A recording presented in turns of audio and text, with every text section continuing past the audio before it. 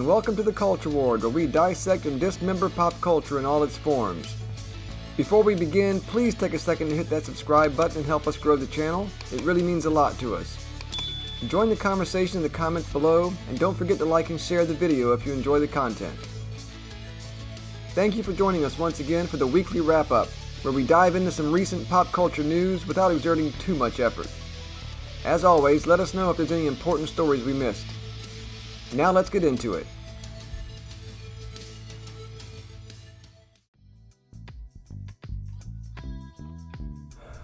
Stranger Things, the pop culture phenomenon that took the world by storm when it first premiered on Netflix in 2016, almost a decade ago. Its unique blend of sci-fi horror, a compelling character-driven narrative, and 1980s nostalgia bridged the gap between older and younger viewers, making it a huge success across generations. It was one of the first original streaming series to become a major hit, and in essence served to launch the streaming wars, proving that streaming content could be high quality, culturally relevant, and financially viable. For better or worse, Stranger Things led the way for entertainment companies to reimagine how content is created, which has, unfortunately, led to an oversaturation of content across dozens of platforms, most of which is simply terrible, but that's a topic for another discussion. Stranger Things Season 4 dropped back in 2022 and was seen by many as one of the best seasons, including me. Certainly the best season since Season 1 anyway. I know a lot of people give Seasons 2 and 3 a hard time, and not without good reason, but I thought, while 2 was better than 3, and both were weaker than 1, they also both had some positive moments. They were just too unfocused with unnecessary distractions and side plots and some rather goofy moments. But anyway, Season 4 was really good and ended on a pretty serious cliffhanger. Just prior to the release of Season 4, the series creators, the Duffer Brothers, announced that Season 5 would be the final season. Following the finale of Season 4 in the summer of 2022, it was then expected that the final season would arrive sometime around 2024, which was about par for the course with this show. However, as we all know, Hollywood shut down in 2023 for the SAG-AFTRA strikes that saved the entertainment industry. That, FYI, was sarcasm. Which also delayed Season 5 of Stranger Things. While it was announced that Season 5 would in fact premiere sometime in 2025, it wasn't until last month that the official release date was revealed, along with a kind of trailer, which we covered briefly in another video. They revealed that the season would consist of 8 episodes and that the release schedule would take place in 3 stages, with Volume 1, episodes 1 through 4, releasing on November 26th, that's the day before Thanksgiving. Volume 2, episodes 5 through 7, releasing on December 25th, Christmas Day, and the finale, episode 8, releasing on December 31st, New Year's Eve. The trailer that launched with the announcement was mostly a recap trailer, showing scenes from the first 4 seasons, with a very short and limited look at Season 5 content and not really revealing anything about the plot or story of Season 5. However, this week they released a new trailer with a bit more substance. Let's take a look together. Alright, so before we begin, let's just recap Season 4's finale. Recall that the gang and Hawkins are trying to stop Vecna, who's hunting teenagers, in order to open a gateway between Hawkins and the Upside Down. The gang infiltrates his lair in an attempt to burn his corporeal body while he's distracted with Max, who's being used as bait. 11 fights Vecna inside Max's mind, but she can't defeat him fully before he seemingly kills Max, who winds up in a coma. The gang does manage to damage Vecna, but he disappears. They can't find him. And at the very end of the season, we see that these giant fiery rifts open throughout Hawkins, and I guess that's setting up the final battle. Alright, so let's start the trailer.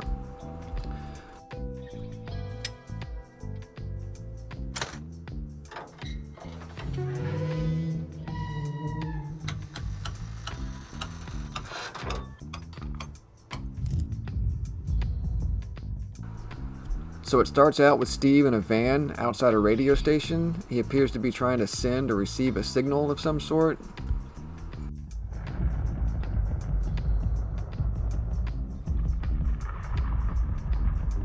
Burn commencing in 5, 4, 3. Come on. 2. And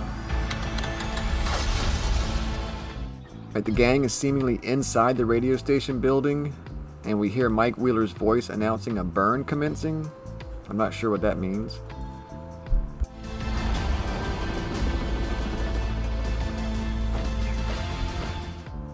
Alright, and we get several shots of the military, who appear to have Hawkins locked down or quarantined or something. And downtown Hawkins is totally walled off. It looks like the library at the center of town is like ground zero. It appears to be like a gate to the upside down. After what we've been through.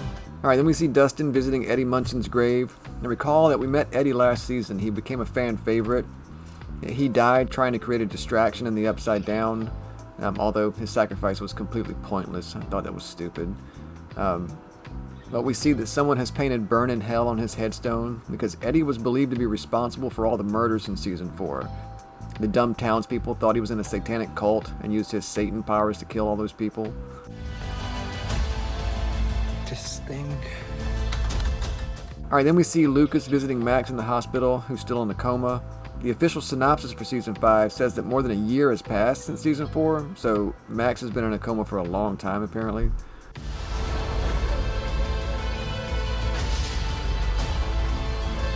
It ties us together. Alright, so we see the gang all together again, something that has been kind of absent for a couple of seasons, really. The kids have been basically scattered, so it's nice to see them all come back together for the finale. Look how old they all look. Remember how young they were in Season 1? I think they're all in their 20s now. I guess that's how time works, huh? Forever.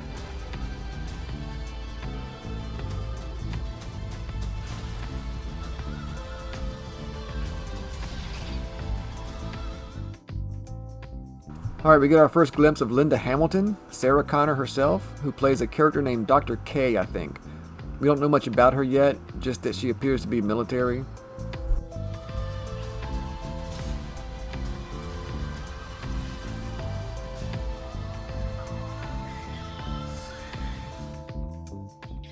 We get a shot of Lucas holding Max's unconscious body while they hide from demo dogs.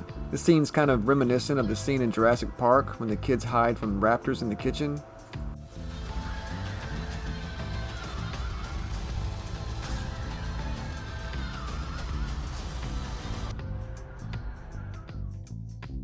Right now we see the Wheeler matriarch Karen holding what I'm guessing is Mike and Nancy's little sister Holly underwater in the bathtub, I think.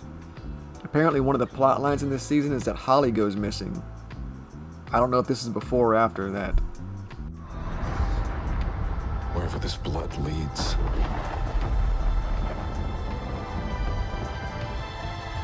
I need you to fight one last time. So we hear Hopper's voice, I think, saying, "Whatever this blood means, I need you to fight one last time." And Nancy's washing someone's blood off her hands. This might be forecasting the death of one of our main characters. It could be Jonathan or Steve or Holly or someone that has Nancy distressed. I think everyone expects some heartbreak in this final season.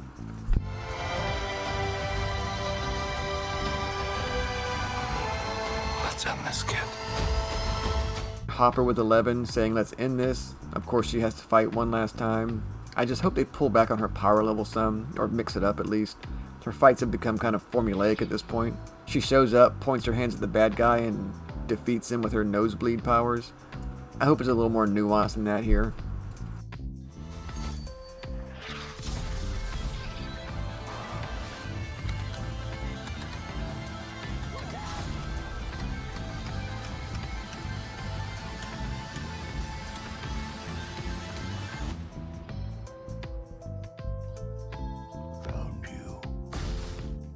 Okay, so there's a lot going on in this trailer, and we finally see Vecna saying, "I found you." And he shows up looking like, Groot? I am Groot! I don't know, new body obviously, looking more like a tree than his previous fleshy form.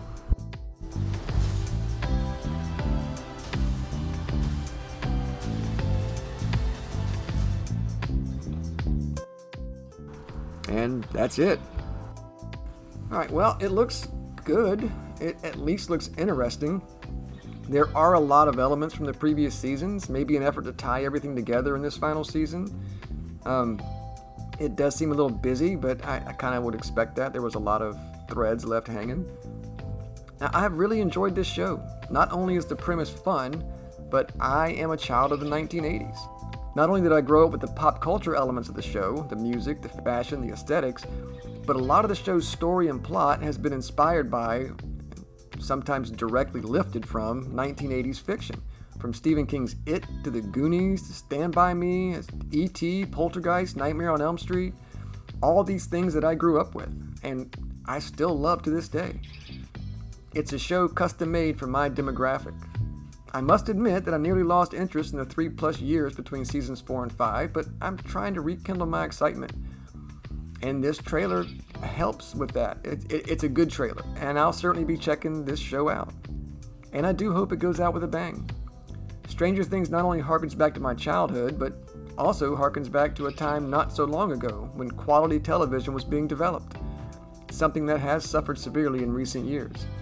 So it'll be nice to once again show Hollywood that you can make good content, if you just try. I guess we'll see in a few months. Fingers crossed. What do you think about Season 5 of Stranger Things? Are you looking forward to Stranger Things likely dominating the entire holiday season this year? Join the conversation in the comments below. As always, thank you so much for watching the video. Please like and subscribe if you enjoyed the content. Bye for now. We hope to see you next time in the Culture Ward.